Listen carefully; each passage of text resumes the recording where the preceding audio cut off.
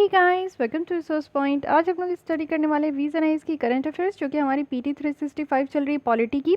तो इसमें प्लीज़ आप लोग देखिए कि कहाँ से कहाँ तक की ये करंट अफेयर्स पूछी जा रही है। इसमें ये आपकी यहाँ पे जो भी टॉपिक देखने को मिल रहा है, हम लोग समरी यहाँ पे देख रहे हैं, और वो भी मई 2020 से लेकर जनवरी 2021 तक की। ओके, तो आप लोग अलग से कमेंट करके पूछते हो कि मैम कब से कब तक का है, तो यहाँ पे आप लोग पीडीएफ में देख लीजिए। पीडीएफ आप लोग को प्रोवाइड कर दिया गया है कि यहाँ पे इतने मंथ का है। फिर उसके बाद आप लोग पूछ रहे हो कि आगे का क्या होगा, तो एक और आपकी मैगजीन आएगी at the end of the May month में। तो उस समय आपका जो फरवरी, मार्च, अप्रैल, मई की जितनी भी करंट अफेयर्स है वो वहाँ पे आपकी कंप्लीट हो जाएगी। तो उसके लिए टेंशन मत लीजिए, और मंथली मैगजीन तो आपकी आएगी ही, तो उसकी भी लेसन मैं आपको प्रोवाइड करते रहूँगी। एक लेसन इसमें आ चुकी है कल, जिसमें कि इशूज़ रिलेटेड टू कॉन्स्टिट्यूशन हम लोग कंप्लीट कर लिए हैं। अगर आप लोग नहीं देखे हो तो आई बटन पर क्लिक करके आप लोग देख सकते हो। सेकेंड, आज हम लोग देखेंगे कि पार्लियामेंट या फिर स्टेट लेजिस्लेचर या फिर लोकल गवर्नमेंट के फंक्शनिंग में जो जो टॉपिक न्यूज़ में रही है उसको हम लोग कवर करेंगे। तो सबसे पहले क्वेश्चन और देखेंगे, फिर पार्लियामेंट्री स्टैंडिंग कमेटी, फिर office of profit, and then Rajya Sabha election, and then कुछ और भी छोटे छोटे न्यूज़ होंगे। तो इससे पहले कल जो आपने न्यूज़ देखा, कल जो आपने लेसन देखा है, उससे रिलेटेड आज कुछ क्वेश्चन पूछ लेती हूँ, जो कि उस टॉपिक से रिलेटेड प्रीवियस ईयर प्रीलिम्स में क्वेश्चन आए हुए हैं। तो प्रीवियस ईयर की क्वेश्चंस को ज़रूर प्रैक्टिस करते रहिए, जिससे आपको पता चल पाएगा कि टॉपिक से किस तरीके के क्वेश्चन ऑलरेडी यूपीएससी में पूछे गए हैं। तो चलिए पहले क्वेश्चन देख लेते हैं, फिर हम लोग टॉपिक पर वापस आएंगे। तो ये आप लोग 2019 में ये क्वेश्चन पूछी गई है, जिसमें से फर्स्ट क्वेश्चन है यहाँ पे, with reference to constitution of India the directive principle of state policy. इसमें लिमिटेशन रखा गया है, तो किसके किसके लिए लिमिटेशन रखा गया है? क्या लेजिस्लेटिव फंक्शन में लिमिटेशन है, या फिर एग्जीक्यूटिव फंक्शन में लिमिटेशन है? इसमें से आपको करेक्ट बताना है, first only, second only, both, या फिर नीदर। इस क्वेश्चन को अटेम्प्ट लीजिए, आप लोग कमेंट बॉक्स में आंसर कीजिए। फिर कल जब हम लोग लेसन डिस्कस करेंगे तो इस क्वेश्चन के आंसर बता दूंगी, और फिर कुछ न्यू फ्रेश क्वेश्चन आप लोग के सामने रखूंगी। नेक्स्ट क्वेश्चन है, 2020 में आया हुआ है, last year he. The parliament of India can place a particular law in 9th schedule of the constitution of India. Second है कि जो वैलिडिटी ऑफ लॉ है, अगर उसको 9th शेड्यूल में रख दिया जाए तो उसको कोर्ट के द्वारा एग्जामिन नहीं किया जा सकता, ना ही कोई जजमेंट उसके ऊपर दिया जा सकता है। तो क्या इन दोनों स्टेटमेंट में से कौन सी करेक्ट है? First only, second only, both, या फिर नीदर? आई होप कि आपको क्वेश्चन समझ में आ गया होगा। क्वेश्चंस को अटेम्प्ट करने का कोशिश कीजिए। ज़रूरी नहीं है कि यहाँ पे आपको कोई पेनाल्टी नहीं लगने वाला कि सही होगी या गलत होगी। कल जब मैं डिस्कस करूँगी तो आप लोग को समझ में आ जाएगा। चलिए स्टार्ट करते हैं। और एक छोटी सी न्यूज़, जो कि अगर आप लोग विजन आईज की ही प्रीलिम्स की टेस्ट सीरीज़ ज्वाइन करना चाहते हो, देखिए अगर आप लोग विजन आईज की मैगजीन पढ़ रहे हो तो मैं आप लोग को सजेस्ट करूँगी, जिस भी आप लोग इंस्टीट्यूशन की मैगजीन पढ़ते हो तो टेस्ट सीरीज़ उसी का आप लोग को परचेज़ कीजिए। क्योंकि क्या होता है कि एक पूरे तरीके से आप लोग उसके लिए प्रिपेयर हो जाते हो। करंट अफेयर्स आप कहीं और मैगजीन से पढ़ लिए, टेस्ट सीरीज़ आप कहीं और से पढ़ लिए, तो ये कहीं ना कहीं आपका मिसमैच हो जाता है। ठीक है, तो मैं आप लोग के मेरी तरफ से आप लोग को मैं यही सजेशन करूँगी कि अगर आप विजन आईज की पढ़ रहे हो तो विजन आईज की टेस्ट सीरीज़ आप यहाँ पे परचेज़ कर सकते हो। इसमें आपको 20 टेस्ट मिलेंगे। हर एक संडे आप लोग को यहाँ पे टेस्ट प्रोवाइड किया जाता है। आफ्टर 12th ऑफ मार्च, उसके बाद आप लोग 12th ऑफ अप्रैल, सॉरी, उसके बाद आप लोग का संडे और वेंसडे 2 दिन आपके एक वीक में एग्जाम होंगे। और सी सैट की भी मैं यहाँ पे कंप्लीट सॉल्यूशंस, कुछ टिप्स एंड ट्रिक्स के साथ आपको बताऊंगी कि कैसे सी सैट की पेपर, जो कि मोस्ट हर्डल पेपर माना जाता है, जो नॉन साइंस बैकग्राउंड के बच्चे होते, उसको भी मैं आप लोग को क्ल्यू बताते चलूँगी। तो ठीक है, इस तरीके से आप लोग कर सकते हो। और अगर आप लोग को फर्दर किसी भी तरीके का डाउट, कोई सजेशन है, तो ऋषिका cs77@gmail.com पे आप लोग मेल करके पूछ सकते हो। चलिए स्टार्ट करते हैं। Functioning of parliament, state legislature, local government. सबसे पहली टॉपिक जो क्वेश्चन और बहुत ज़्यादा न्यूज़ में थी, और बहुत टाइम से इस टॉपिक पे क्वेश्चन नहीं पूछा गया, तो आप लोग एक्सपेक्ट कर सकते हो। इस बार क्या हुआ कि कोविड-19 को देखते हुए, जो पैंडमिक चल रहा था, तो काफ़ी समय से तो लॉकडाउन था, तो उसमें आपका कोई भी सेशन नहीं हुआ। लोकसभा और राज्यसभा के द्वारा कहा गया कि इस कोविड-19 के टाइम में क्वेश्चन आवर को सस्पेंड कर देते हैं, और प्राइवेट मेंबर जो बिजनेस है उसको भी सस्पेंड कर देते हैं, ये last monsoon session of parliament में। तो सबसे पहले तो आपको पता होना चाहिए कि 3 सेशन होते हैं पार्लियामेंट के।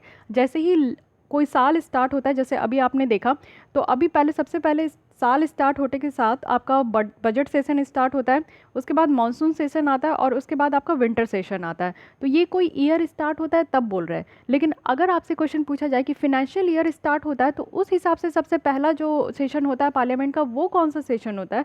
तो जब हमारा फिनेंशियल ईयर स्टार्ट होता है तो वो 1 अप्रैल से होता है, और ये 31 मार्च तक चलता है। तो इसके बाद अगर कोई सेशन स्टार्ट होता है तो वो सबसे पहला सेशन जो होता है वो मॉनसून सेशन होता है। ठीक है, तो ये ध्यान रखिएगा, क्वेश्चन किसी भी तरीके तरीके से घुमा के पूछा जा सकता है। अब यहाँ पे समझते हैं कि एक्चुअली ये क्वेश्चन आवर है क्या जिसके ऊपर ये पूरा घमासान हुआ था।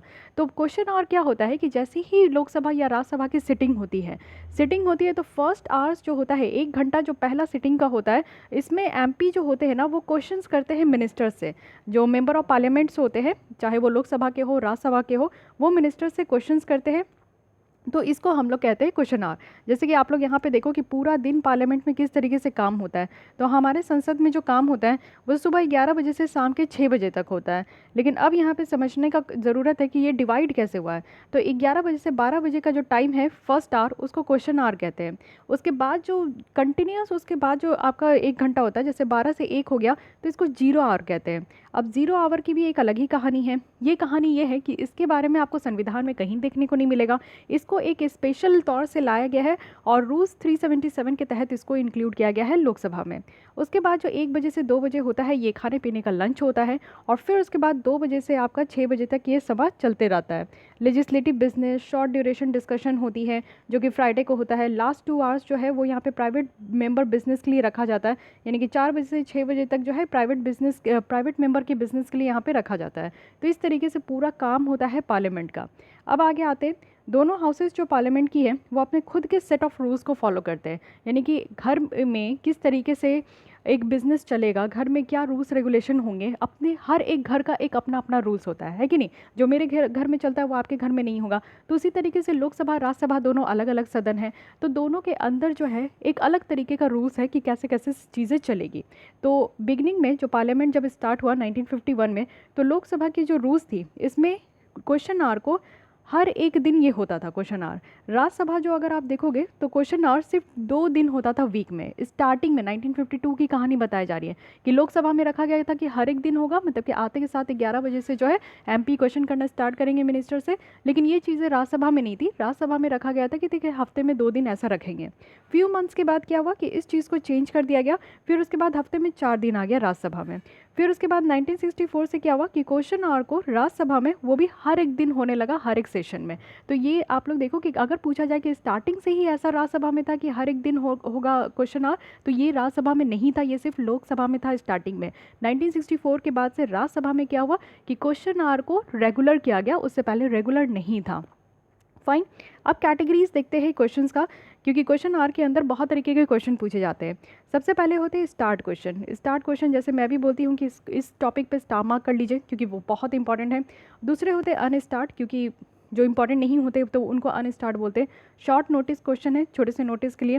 क्वेश्चन टू प्राइवेट मेंबर, अब प्राइवेट मेंबर भी होते हैं तो उनसे भी कुछ क्वेश्चन पूछना होता है। हाफ एन आवर डिस्कशन, यानी कि आधे घंटे किसी टॉपिक पे जो कि बहुत बड़ा टॉपिक है तो उसके ऊपर हाफ एन आवर डिस्कशन का भी टाइम दिया जाता है। अब फीचर्स क्या क्या होते हैं, जैसे स्टार्ट क्वेश्चंस होते हैं तो उसमें ओरल आंसर देना होता है। जैसे बहुत ज़्यादा इंपॉर्टेंट है, स्टार मार्क लगा दिए और मिनिस्टर से पूछा गया तो मिनिस्टर्स को ज़रूरत नहीं है कि वो बैठ के लिख के आंसर देंगे, बस ओरली आंसर दे दीजिए। जो क्वेश्चन पूछा जा रहा है वर्बली वो आंसर कर देते हैं। अनस्टार्ट क्वेश्चन में क्या होता है कि कुछ क्वेश्चन होते हैं जिनका अब उनको लिख के आंसर देना है, ठीक है, रिटन एग्जाम होता है उसमें, ये ध्यान रखिएगा। उसके बाद शॉर्ट नोटिस क्वेश्चन होता है, तो इसमें भी आपका क्वेश्चन आवर के बाद ये क्वेश्चन पूछा जाता है तो ओरली ही ये क्वेश्चन पूछ लिया जाता है। और फर्स्ट आइटम ऑफ एजेंडा जो है in case no question or plan, अगर मान लीजिए कि कोई भी क्वेश्चन आर प्लान नहीं है और कोई क्वेश्चन नहीं पूछा जा रहा है तो शॉर्ट नोटिस क्वेश्चन हो जाता है, यानी कि पहले आपको नोटिस दे दिया जाएगा कि इस तरीके का आपसे क्वेश्चन पूछा जा रहा है। फिर प्राइवेट मेंबर से क्वेश्चन पूछा जाता है तो उनके बिल से रिलेटेड, उनके रिजोल्यूशन से रिलेटेड जो भी क्वेश्चंस निकल कर आते हैं वो उससे पूछे जाते हैं। हाफ एन आवर डिस्कशन है, यानी कि यहाँ पे जो स्पीकर की परमिशन से ये आपका स्टार्ट होता है। अगर मान लीजिए कि कोई भी स्टार्ट क्वेश्चन अनस्टार्ट क्वेश्चन में अगर मिनिस्टर आंसर देते हैं और एमपी उससे सेटिस्फाइड नहीं होते हैं तो उसमें क्या होगा कि स्पीकर से, लोकसभा के जो स्पीकर हैं उनसे परमिशन लिया जाता है कि हम लोग इस टॉपिक पर डिस्कशन करना चाहते हैं। तब यहाँ पे हामी दिया जाता है कि ठीक है आप लोग डिस्कशन कर सकते हो, तो फिर वो होता है हाफ एन आवर डिस्कशन। अब यहाँ पे कंडीशन अप्लाई है। कंडीशन क्या है कि यहाँ पे आप लोग देखो कि जो नोटिस दिया जाता है स्पीकर और चेयरमैन को कि वो यहाँ पे क्वेश्चंस पूछेंगे तो वो 15 डेज पहले ही दे दिया जाएगा, या तो यहाँ पे पीरियड को रिड्यूस भी किया जा सकता है। अगर स्पीकर चाहे लोकसभा के या फिर राज्यसभा के चेयरमैन चाहे तो वो इस तरीके के जो पीरियड है जैसे 15 दिन पहले उनको देना है तो वो कह सकते हैं कि नहीं मुझे 1 हफ्ता पहले भी दो, ये चल जाएगा, तो वो भी काम हो सकता है। सिर्फ 5 क्वेश्चंस एक दिन में लोकसभा में पूछा जा सकता है और 7 क्वेश्चंस एक दिन में राज्यसभा में एक मेंबर के द्वारा पूछा जाता है। ये बहुत इंपॉर्टेंट कंडीशन है, ये ध्यान रखिएगा। जाएगा। लोकसभा में कम क्वेश्चन पूछा जाएगा, सिर्फ 5 क्वेश्चन। एक जो यहाँ पे एमपी होंगे वो सिर्फ 5 ही क्वेश्चन पूछेंगे, ऐसा नहीं है कि 20-25 वो रख दिए, बिल्कुल नहीं है। सारे एमपी को इक्वालिटी का दर्जा दिया गया है, सारे एमपी को हक है कि वो क्वेश्चन पूछ सकते हैं। तो एक एमपी के ऊपर अलॉट किया गया कि एक दिन में आप 5 क्वेश्चन पूछे, और कोई क्वेश्चन है तो नेक्स्ट डे पूछ लीजिएगा। राज्यसभा में 7 क्वेश्चन है एक मेंबर के ऊपर, तो ये इस तरीके से ध्यान रखिएगा। Before asking A question in parliament, जो मेंबर होते हैं उनको 15 डेज़ का नोटिस दिया जाता है चेयरमैन और स्पीकर को, और एक सही मैनर में। इस तरीके का जो पीरियड है वो रिड्यूस भी कर सकते हैं। हक किसके पास है? लोकसभा के स्पीकर के पास और राज्यसभा के चेयरमैन के पास। ये जो परमिसिबल लिमिट है with respect to the question, ये सिर्फ 5 a day per member in Lok Sabha और 7 पर डे इन राज्यसभा। तो यही चीज़ यहाँ पे अच्छे तरीके से लिख दिया गया है। आइए कुछ यहाँ पे देख लेते हैं। जैसे सस्पेंशन जो किया जा रहा है, क्या ये पहली बार ऐसा है कि 2020 में ये सस्पेंड किया गया था विंटर सेशन में? क्या ये सस्पेंड किया मानसून सेशन में इसको सस्पेंड किया गया था क्वेश्चन आवर को? तो कहा जा रहा है कि क्या ये पहली बार ऐसा है? तो आप लोग को याद रखना है कि नहीं, पहली बार ऐसा नहीं है जो हमारे क्वेश्चन आवर को इस बार सस्पेंड किया गया। लेकिन ये भी याद रखना होगा कि पहले कितनी बार इसको सस्पेंड किया गया। तो आप देख सकते हो 1962 में जब वॉर हुआ था, इंडोसिनो वॉर, उसके बाद 1975 में जब इमरजेंसी लगी थी, फिर वही जो इमरजेंसी कंटिन्यू हुई थी तो 1976 में, अगेन 1991 में जब लिबरलाइजेशन हुआ था, प्राइवेटाइजेशन एंड ग्लोबलाइजेशन हुई थी, फिर 2004 में, उसके बाद 2009 में। तो बहुत सारे रीजन है जिसके कारण जो है क्वेश्चन आवर को ये सस्पेंड किया गया था। तो first, second, third, fourth, fifth, six time already किया गया है। So this is the 7 time. Okay, तो ये 7 टाइम है, या फिर 7 टाइम था, दिस वाज द 7 टाइम, ये याद रखिएगा। क्वेश्चन आवर जो है वो first dispensed with due to Indo Sino war, और फिर उसके बाद 1971 में तो विंटर सेशन में ही ये सस्पेंड हुआ था, जब पाकिस्तान के साथ ये आपका लड़ाई हुआ था, इंडो बांग्लादेश वाला, और इमरजेंसी के टाइम में हुआ था। तो ये सारी चीज़ें याद रखिएगा, ठीक है, इतना डिटेल में नहीं, लेकिन हाँ 6 बार पहले ऑलरेडी सस्पेंड हो चुका है। इस बार जो सस्पेंड हुआ था वो 7th नंबर का था। अब आते हैं 0 आवर। क्वेश्चन आवर के बारे में तो बहुत पढ़ लिए, 0 आवर भी बहुत इंपॉर्टेंट है। जो टाइम है immediately after the question hour, उसको हम लोग 0 आवर कहते हैं, और ये 12 बजे से स्टार्ट होता है। टिपिकली आप देखो तो कुछ इंपॉर्टेंट जो बिल होते हैं ना, या फिर बजट होता है, या फिर जो नेशनल इंपॉर्टेंस के लिए इश्यूज़ होते हैं, उनके ऊपर डिस्कशन स्टार्ट हो जाती है। और साथ ही साथ जो मेंबर है वो यहाँ पे मैटर भी रेज करते हैं 0 आवर में, और वो यहाँ पे नोटिस भी देना होता है स्पीकर को, यानी कि जब वो डेली सेशन स्टार्ट करते हैं तो उनको पहले ही नोटिस दे देना होता है स्पीकर को कि आज किस मुद्दे पे बात होगा। 0 आवर एक इंडियन पार्लियामेंट्री इनोवेशन है, और जैसे क्वेश्चन आवर है ना, ये आपका कहीं पे भी रूल्स ऑफ प्रोसीजर ये आपका मेंशन ही नहीं है। ओके, तो ये कहीं पे भी आपका इंक्लूड नहीं है, ये आपका जो है पार्लियामेंट्री इनोवेशन के द्वारा ये स्टार्ट किया गया है। 0 आवर कब एग्जिस्टेंस से आया है? तो 1962 से ये 0 आवर स्टार्ट हुआ है।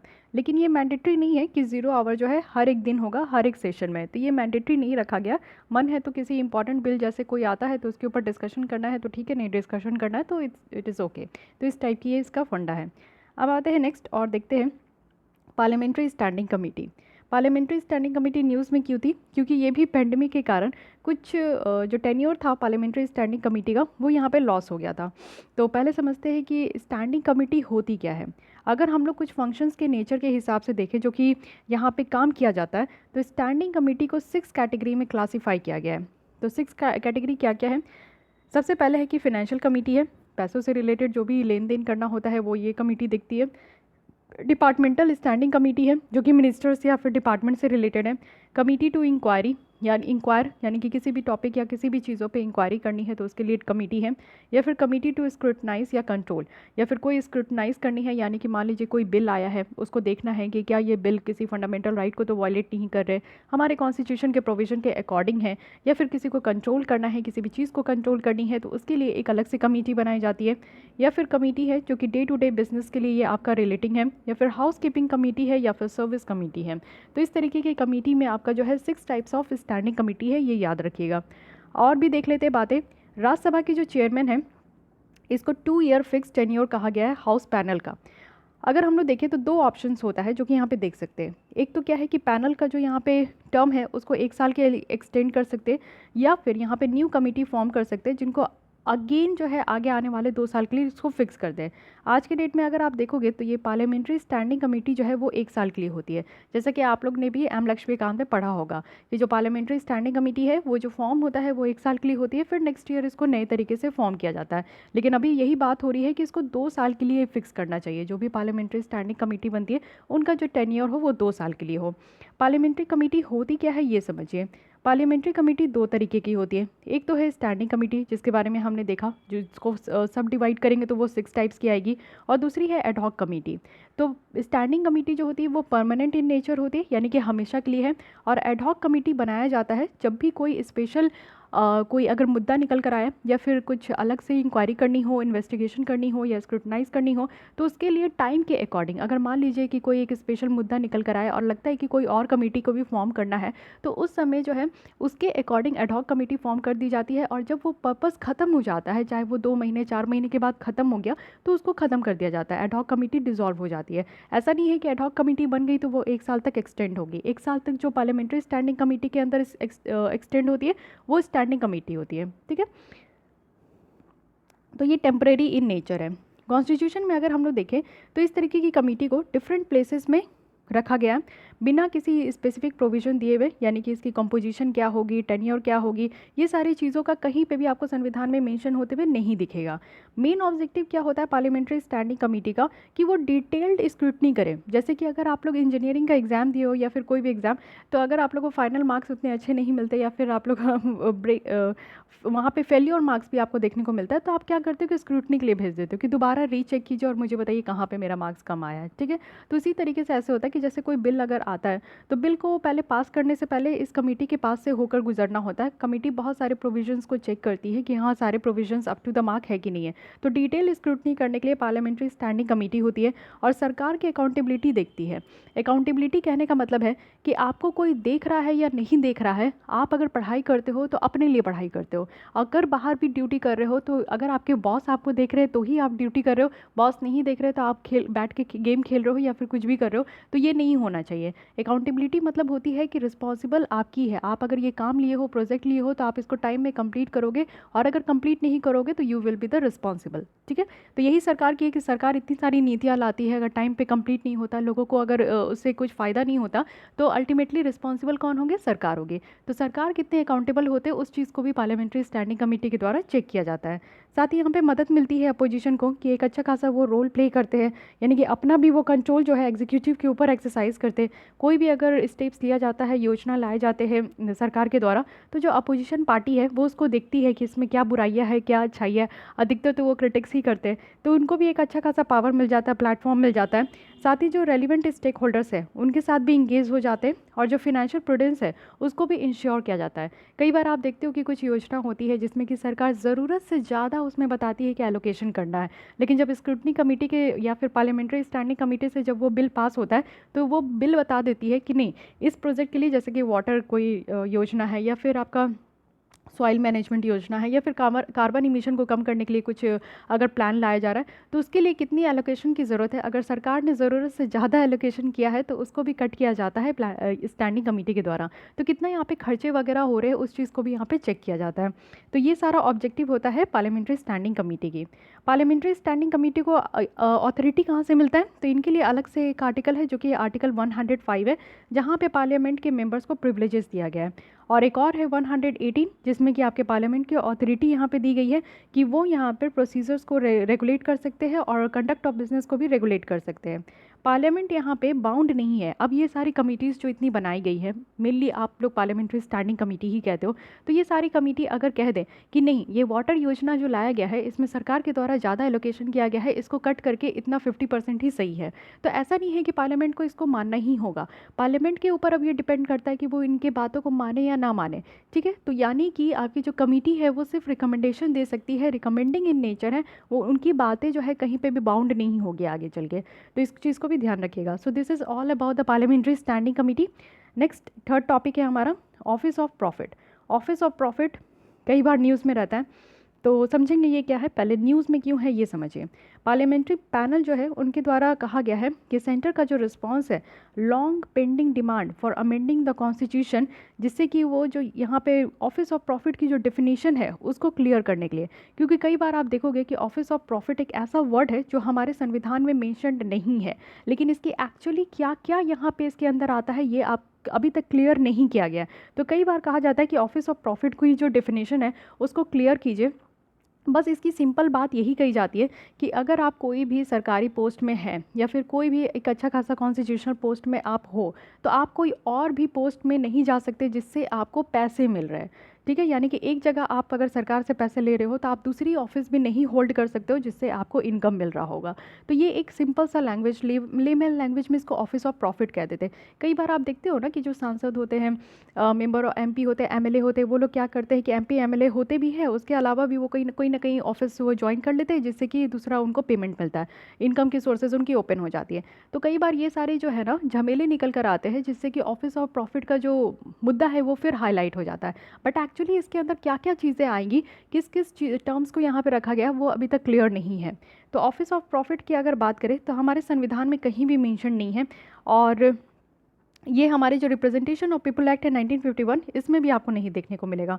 बट कोर्ट के द्वारा इसको इंटरप्रेट किया जाता है, और कुछ यहाँ पे सर्टेन ड्यूटीज़ बताया गया है जो कि मोर और लेस जो है पब्लिक कैरेक्टर का होता है। अगर हम लोग यहाँ पे देखें कि रूलिंग क्या किया गया है कोर्ट के द्वारा, तो सुप्रीम कोर्ट के द्वारा प्रद्युत बरदौली वर्सेस स्वपन रॉय के हिसाब से यहाँ पे ये केस है 2001 का, जिसमें कि 4 ब्रॉड प्रिंसिपल बताया गया है जिससे कि ये समझा जा सकता है कि कौन सी ऑफिस जो है वो कॉन्स्टिट्यूशनल डिस्क्वालिफिकेशन के लिए अट्रैक्ट कर रही है, यानी कि यहाँ पे ऑफिस ऑफ प्रॉफिट को डिफाइन कर रही है।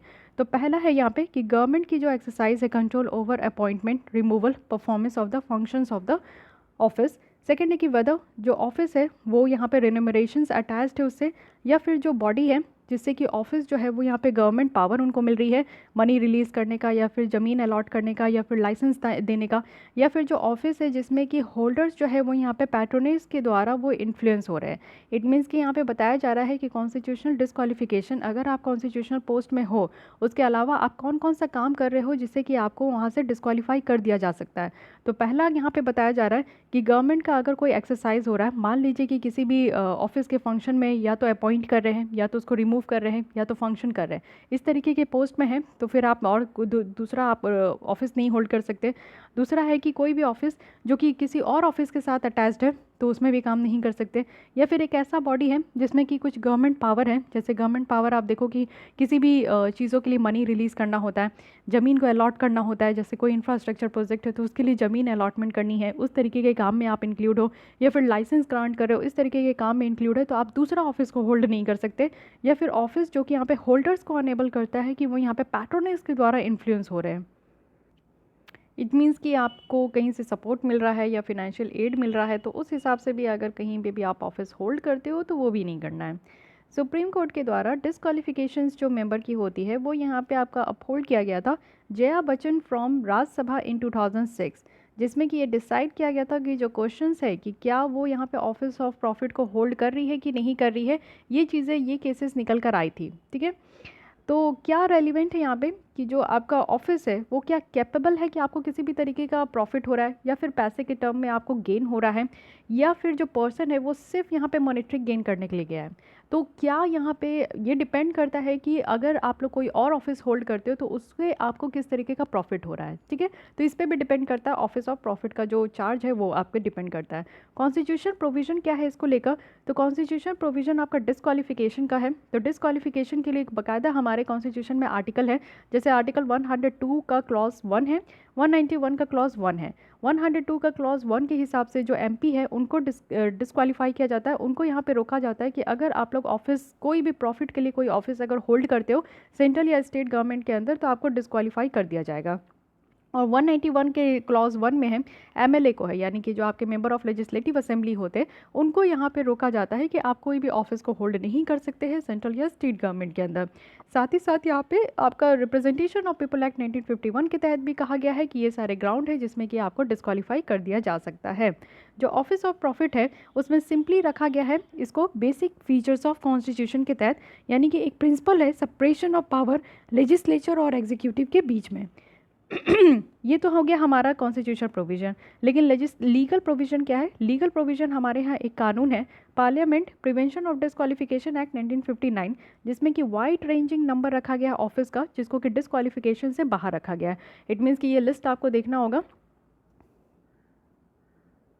अगर आप लोग लिस्ट देखना चाहते हो तो आप लोग इस तरीके के एक्ट को गूगल पे सर्च कीजिएगा, उसमें बहुत सारे लिस्ट रखे हुए हैं, जिससे कि ऑफिस ऑफ प्रॉफिट के बाहर उसको रखा हुआ है कि अगर कोई एमपी एमएलए इस तरीके के ऑफिस को अगर ज्वाइन करते तो उनको डिस्क्वालीफाई नहीं किया जाएगा। ठीक है, तो कानूनी तौर पे भी आप समझ गए, हमारे संवैधानिक तौर पे भी आप समझ गए, और क्या बातें रखी गई है हमारे संविधान में वो आप समझ गए ऑफिस ऑफ प्रॉफिट से रिलेटेड।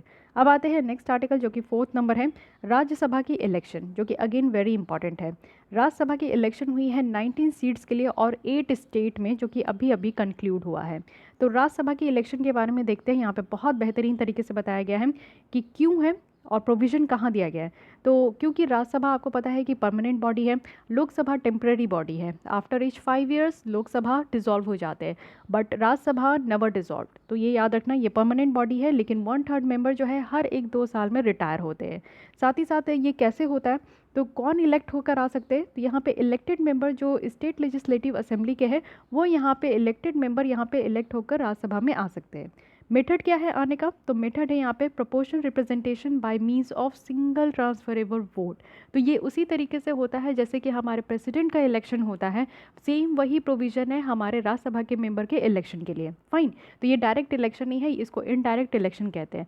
इनडायरेक्ट इलेक्शन हम लोग इसलिए चूज़ किए हैं क्योंकि आप लोग को पता है कि जब डायरेक्ट इलेक्शन होता है लोकसभा में या फिर स्टेट लेजिस्लेटिव असेंबली का, तो उसमें ह्यूज मनी लॉस होता है, मनी का जो है इनफ्लोज आउटफ्लोज होता है, वहाँ पे लोगों की आप जानते हो कि टाइम भी बहुत ज़्यादा जाता है। एक स्पेशल डे होता है जिसमें कि आपको ट्रैवल करके अपनी लोकल कॉन्स्टिट्यूंसी में आना होता है वोट देने के लिए।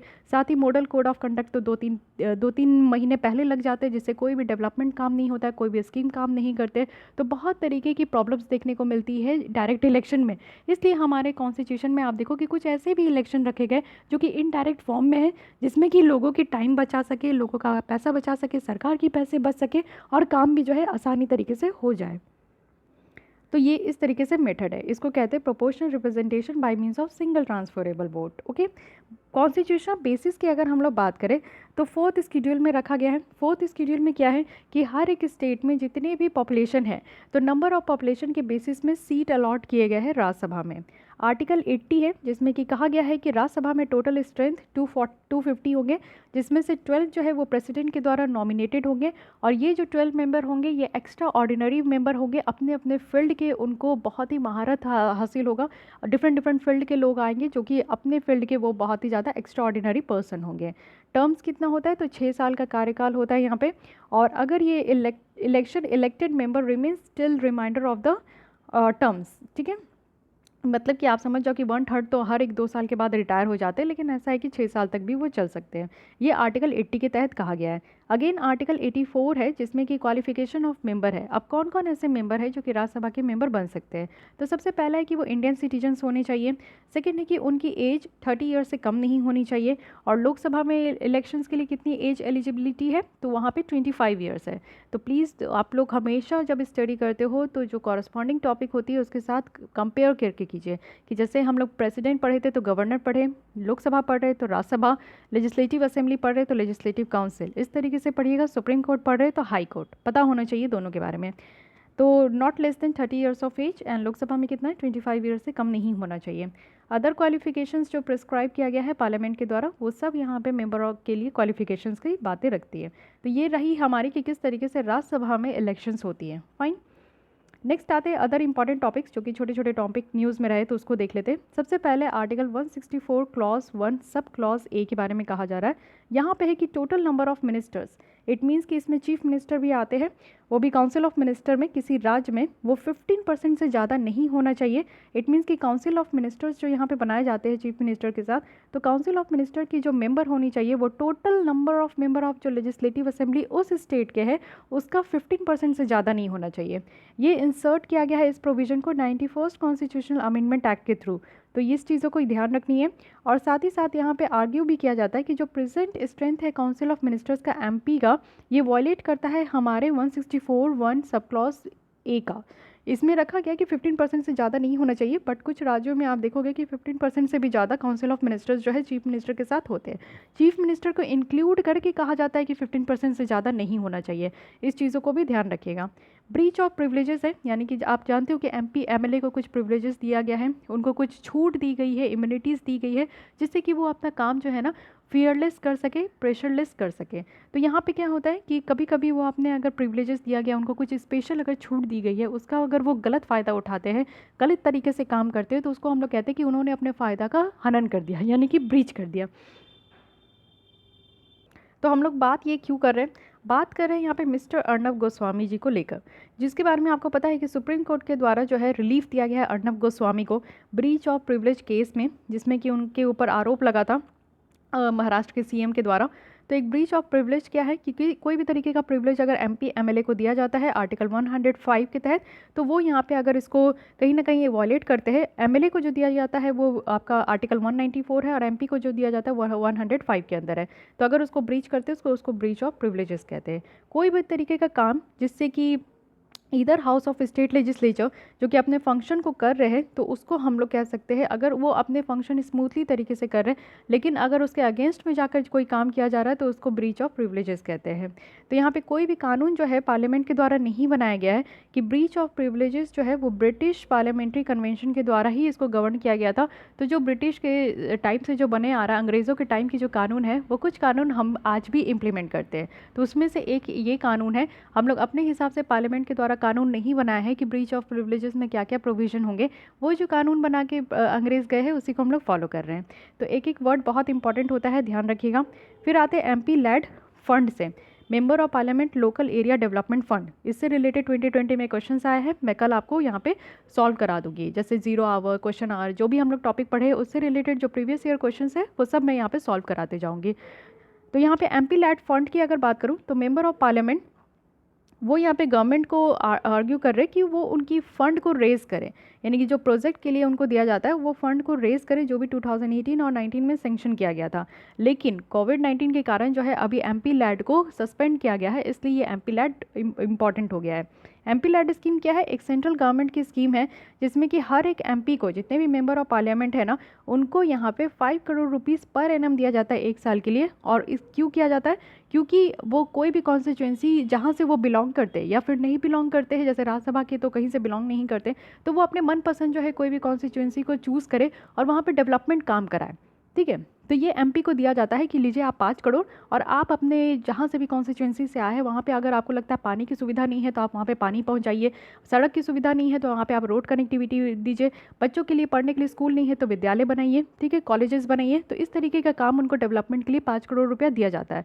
तो क्या ये क्वेश्चन है कि 5 करोड़ रुपया MP के अकाउंट में डायरेक्ट दिया जाता है? तो नहीं, MP जिस कॉन्स्टिट्यूंसी के होते हैं वहाँ के उस जिले के जो डिस्ट्रिक्ट कलेक्टर होते हैं ना, उनके अकाउंट में जाता है, उनके पास ये जाता है 5 करोड़ रुपीज़, और वो फिर इसको सैंक्शन करते हैं, MPs को देते हैं कि कौन से डेवलपमेंट काम अगर वो कर रहे हैं तो उनके लिए वो पैसे देते हैं। तो ये भी क्वेश्चन पूछा जा सकता है कि डायरेक्ट यहाँ पे MP के अकाउंट में जाता है, तो डायरेक्ट नहीं जाता है, ये DC के थ्रू होकर जाता है। ठीक है, MP जो है वो रिकमेंड कर सकते हैं हर एक साल कि वो यहाँ पे 15% जो है MP लेड का वो काम किए हैं। ठीक है, और यहाँ पे जो शेड्यूल कास्ट की पॉपुलेशन है तो 15% हो गया, और 7.5% है जो भी एरिया उनका ST पॉपुलेशन में आता है। तो ये चीज़ें ध्यान रखनी है। और फिर आते हैं अटॉर्नी जनरल टेन्योर, जो कि 1 ईयर के लिए एक्सटेंड किया गया है। तो प्रेसिडेंट के द्वारा रीअपॉइंट किया गया है KK वेणुगोपाल को as a AG for 1 year. Article 76 है जिसमें कि ऑफिस ऑफ AG को रखा गया है, और जो अटॉर्नी जनरल हमारे इंडिया के होते हैं ये हाईएस्ट लॉ ऑफिसर होते हैं हमारे कंट्री के, और वो क्वालिफाइड होनी चाहिए। वो कैसे लोग होते हैं, उनके क्वालिफिकेशंस क्राइटेरिया क्या है, तो सुप्रीम कोर्ट के जज के लिए वो क्वालिफाइड होनी चाहिए। उनका टर्म ऑफ ऑफिस जो है वो यहाँ पे कॉन्स्टिट्यूशन की तरफ से नहीं फिक्स किया गया है, और ये प्रेसिडेंट के प्लेजर से, यानी कि जब तक खुश है प्रेसिडेंट उनके काम से तब तक वो ऑफिस में है, जिस दिन उनको गुस्सा आएगा वो हायर एंड फायर कर देंगे। तो प्रेसिडेंट के प्लेजर से ही वो काम करते।